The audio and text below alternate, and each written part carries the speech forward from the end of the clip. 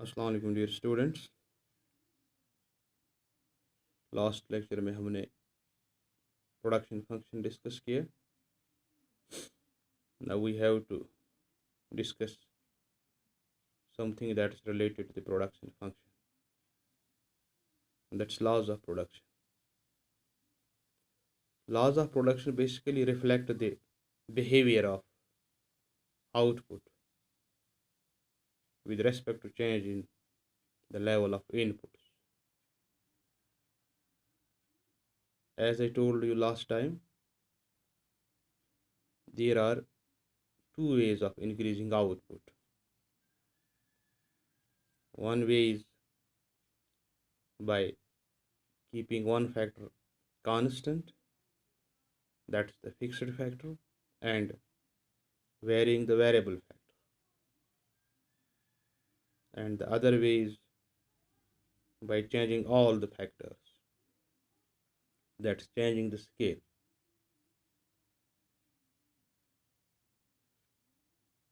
So if you look at these concepts in the deeper sense, the first action can be done in the short period, as in short run we have some fixed factors and some are variable.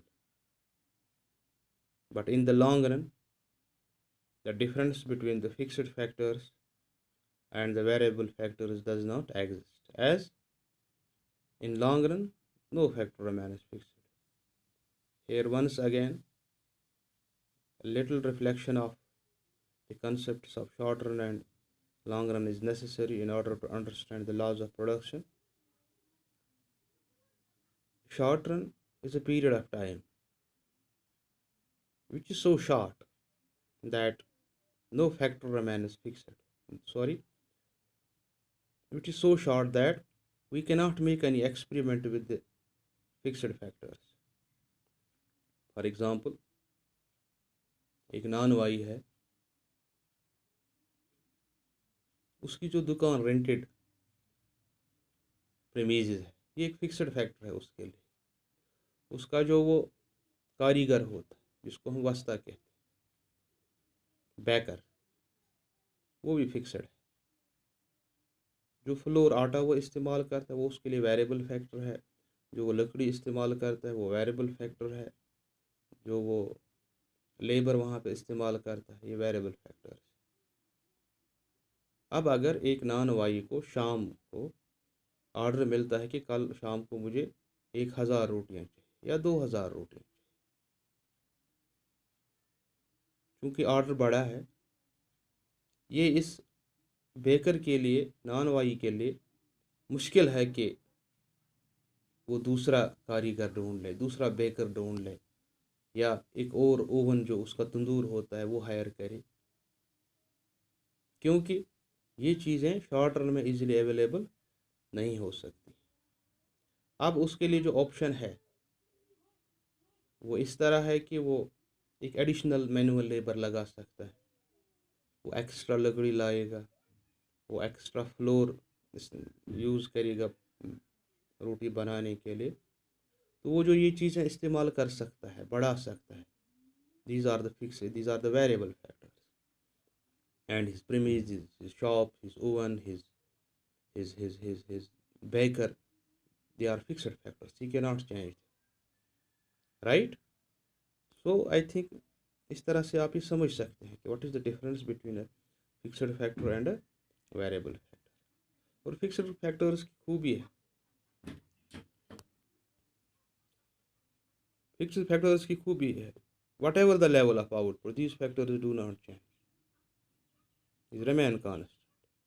Whether the baker produces any bread or not, the owner has to pay him the salary for the month.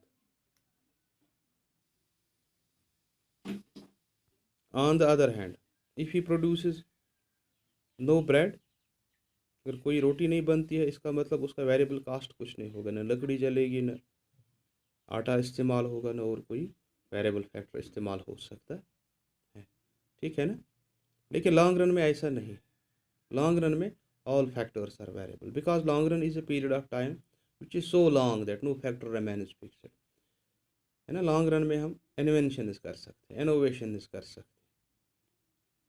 तो इस तरह से nothing remains fixed in the long run. Laws of production का जहाँ तक ताल्लुक है, these are the laws which study the behavior of output with respect to short period and long period. तो जहाँ तक लॉज ऑफ प्रोडक्शन का ताल्लुक है, तो दो ऑप्शन है आपके पास. We can increase the level of output in two ways, either by way of keeping some factors fixed and varying only the variable factors. As we are in short run, we cannot make any experiment with the fixed factor, so we can vary or increase the level of output only by increasing the variable factor. So what we do here, we are changing one factor, that's the variable factor.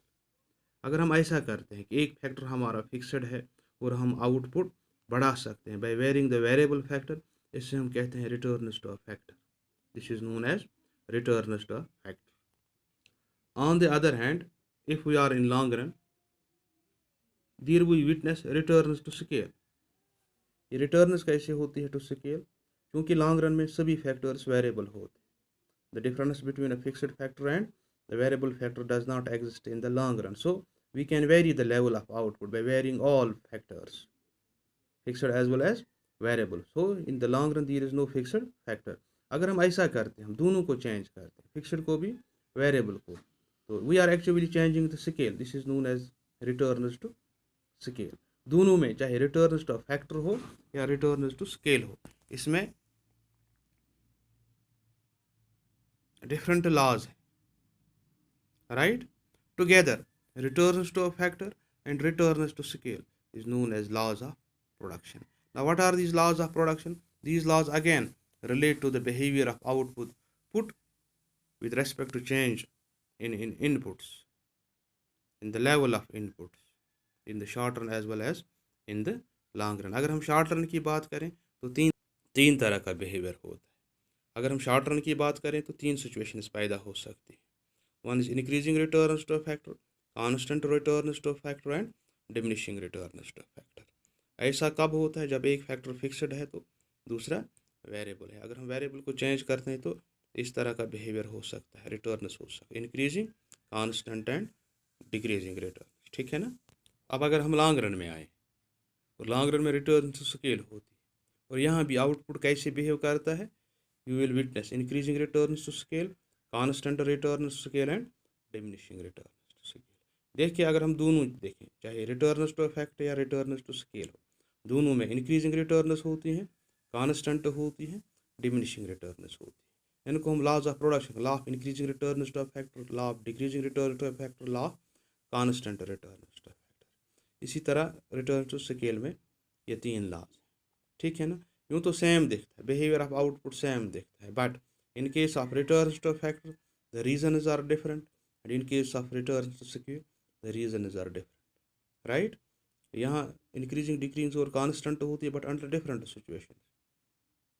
दोनों में, short run में भी और long run में, output increase भी होता है, constant भी रहता है और डिक्रीज भी होता है with respect to change in the level of inputs, but the reasons or the causes are different for change in the level of output or behavior of output with respect to change in these inputs. ठीक है ना. तो ये कैसे होता है, we have to study these laws in detail. इंशाल्लाह वो नेक्स्ट लेक्चर में होगा.